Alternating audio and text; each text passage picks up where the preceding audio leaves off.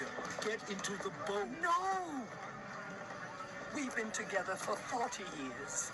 And where you go, I go. Don't argue with me, Isidor. You know it does no good.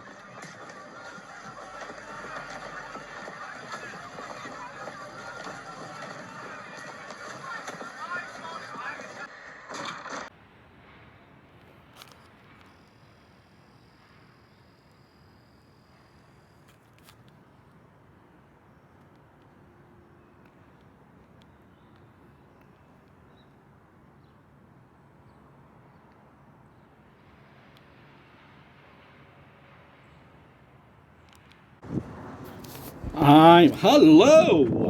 My name is Thomas, and I am Thomas. We are here to pay our respects in Green Lawn Cemetery, Bronx, New York, to Isidor and Ida Strauss. Isidor and Ida Strauss, their family mausoleum, is located here as we're walking. This is a big cemetery. It's off of Mycetos Avenue, I believe, if I'm saying that correctly. Mycetos, you'll see it. You can't miss it. It's a very big monument. Just to go over, first, I guess, Isidor tell their story here. Isidor was a businessman, and there is, as we call Isidor and Ida during the wedding. Isidor was a businessman and he was a politician. He actually served with the Democratic Party. He was a member of the U.S. House of Representatives for New York's 15th District. Very successful businessman as well. Want to tell you that story real quick. We're going to fast forward, start a story off after the Civil War. Now, Isidor was born in 1845. So we fast forward to just after the Civil War, and Isidor moved to New York City. Before they were in Columbus, Georgia, mostly in Georgia there. And, they moved to New York City after the Civil War. During this time, Lazarus convinced Roland Hussey Macy, that's the founder of Macy's, to allow L. Strauss and Sons to open a crockery department in the basement of his store. Isidor Strauss worked at L. Strauss and Sons, which became the glass and china department at Macy's. In 1888, he and Nathan Strauss became partners of Macy's. In 1893, he and his brother bought a controlling interest in Wechsler and Strauss, and they renamed it to Abraham and Strauss. So by 1896, Isidor and his brother Nathan, they had gained full ownership of R.H. Macy and Company, now known as Macy's. They were the first set of owners since actual Roland Macy. That's when the company changed hands. It's very successful in how we know Macy's now. Very successful retail store. You know Macy's. They sponsored a Thanksgiving Day parade. So Isidor, very successful businessman, right? Politician. But a person that needs to deserve credit for her work in keeping the machine running, keeping the family together, I say credit needs to be given to Ida Strauss. Now, some might say that right from the very beginning, it seemed like Isidor and Ida were fated to be together, right? They actually shared the same birthday, which was February 6th. Both of Jewish descent, and they both immigrated from Germany to America in their early lives. The couple married in 1871. Now, Ida was a housewife, very busy mother. The couple had 7 children together. 7. Wow. One son, Clarence, had died at around the age of 2. Even though, now keep this in mind, even though Isidor also had his hands full with work, in addition to his duties as a member of the U.S. Congress for a year, the couple was always said to be particularly close. Whenever Isidor traveled for business, the pair wrote to each other faithfully. They were very much in love, and they truly hated being apart. Isidor's cousin said in one of the articles about the couple, "Theirs was the love of a husband and wife, so beautiful among old couples who have weathered life's storms together. 2 more devoted lovers could scarcely be found." How about that for a powerful quote?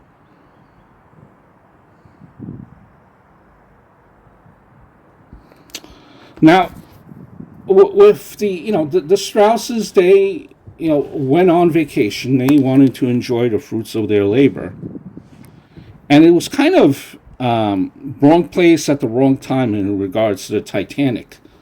They were passengers on the Titanic. So what had happened?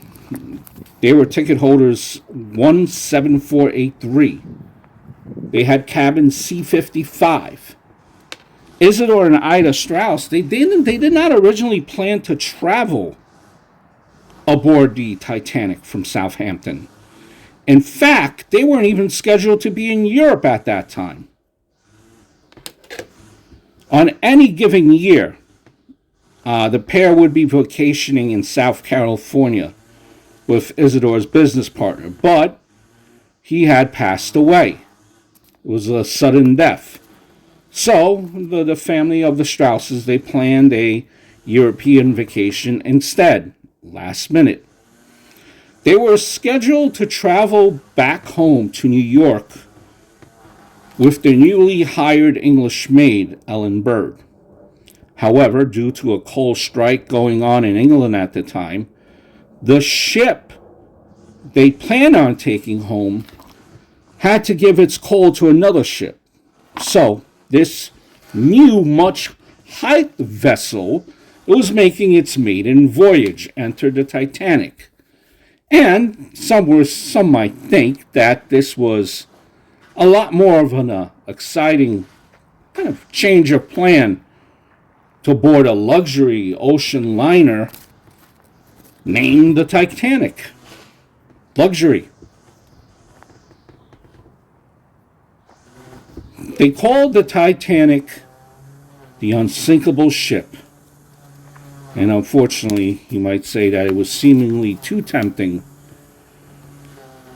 sadly, for faith to ignore. And this is the mausoleum. We're approaching the mausoleum of the Strauss family. Isidor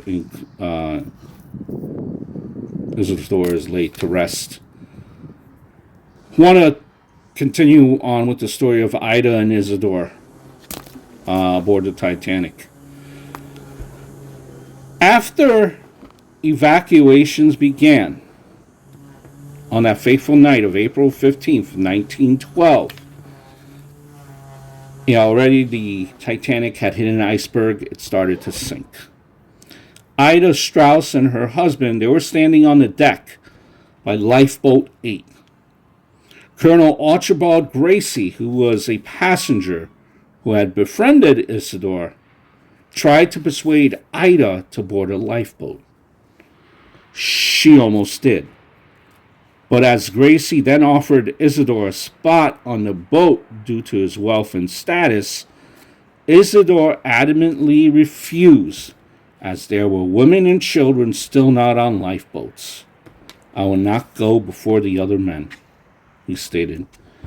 Now Ida stood by Isidor, saying, we have lived together for many years. Where you go, I go.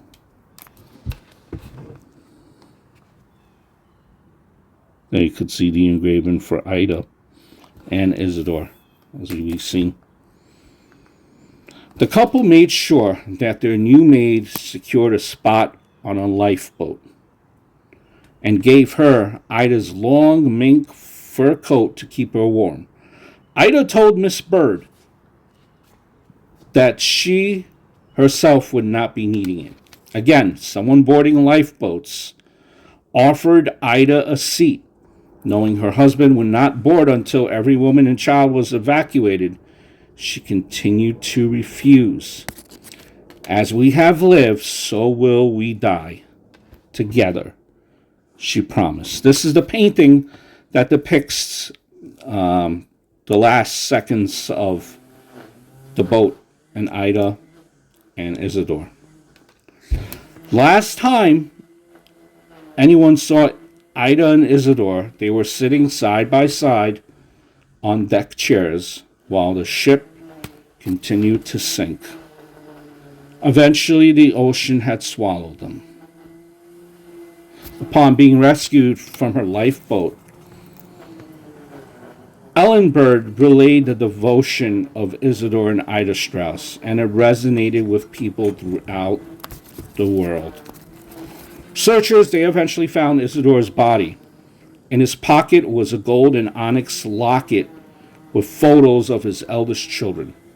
He still had on his fur-lined overcoat. Ida Strauss's body was never recovered, nor was the body of the couple's valet, John Farthing. The family, they had taken an urn from nearby where the ship had sank and filled that urn with some of that water, being that they could not recover Ida's body, and that urn is said to be in this mausoleum. You have Strauss Park in Manhattan, which was named after the couple. History is never going to forget the legacy of love and devotion. That was the mark of Isidor and Ida. Rich couple status, they didn't expect any special treatment due to their first-class status, and would have rather died together than be separated. Now, after Ellen Bird's rescue, she did contact the couple's daughter, Sarah, to return Ida's mink fur coat. Sarah thanked her, but said, "This coat is yours. I want you to keep it in memory of my mother."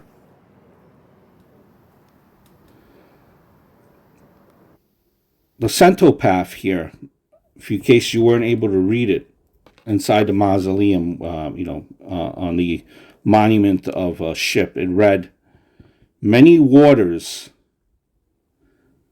cannot quench love, neither can the floods drown it."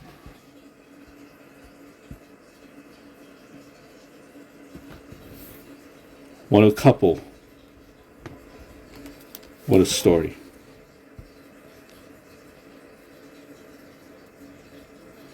How strong was their love for one another. Even more so, how strong was their love for their fellow man, woman, and child. Rest in peace to the Strauss family.